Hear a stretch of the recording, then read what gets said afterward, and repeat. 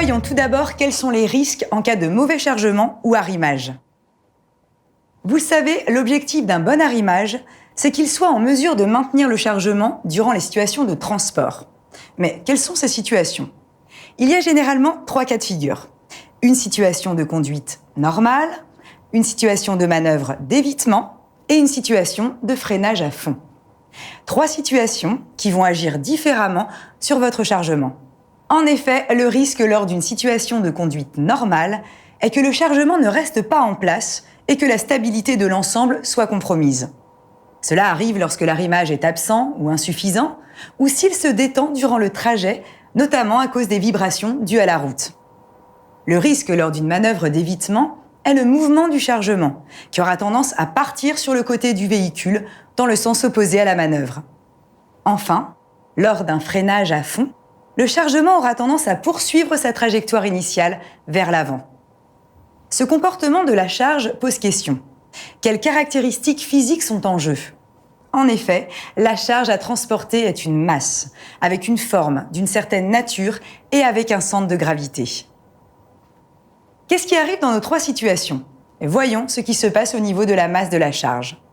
L'objet transporté est à la même vitesse que l'engin de transport.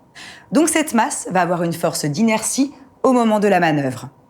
Au démarrage, elle risque de laisser l'objet sur place, tandis que le véhicule prendra de la vitesse. Au freinage, à l'inverse, l'objet conservera sa vitesse alors que le véhicule porteur voudra freiner ou prendre une autre direction.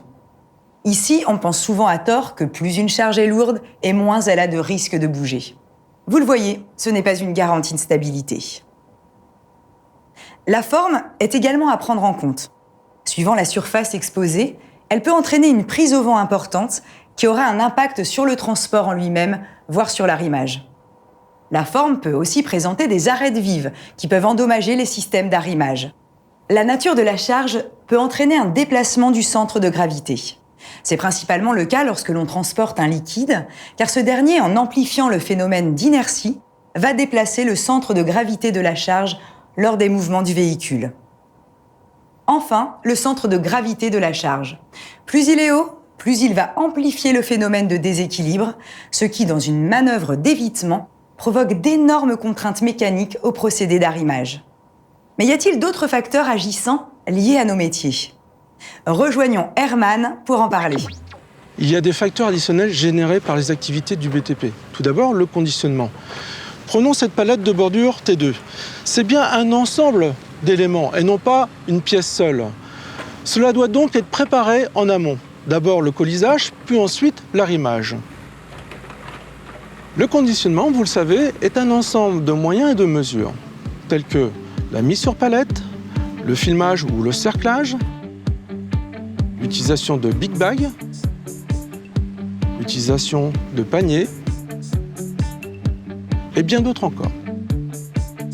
Quand on parle de conditionnement, pensez à repérer sur le conditionnement les points autorisant le chargement de ceux qui permettent l'arrimage, car ce ne sont pas toujours les mêmes.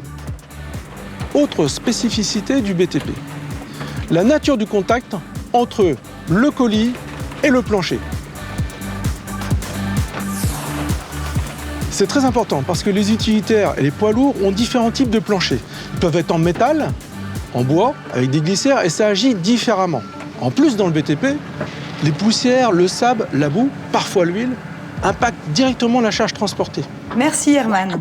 Nous allons maintenant aborder les différents risques qui peuvent survenir en cas de mauvais chargement ou arrimage.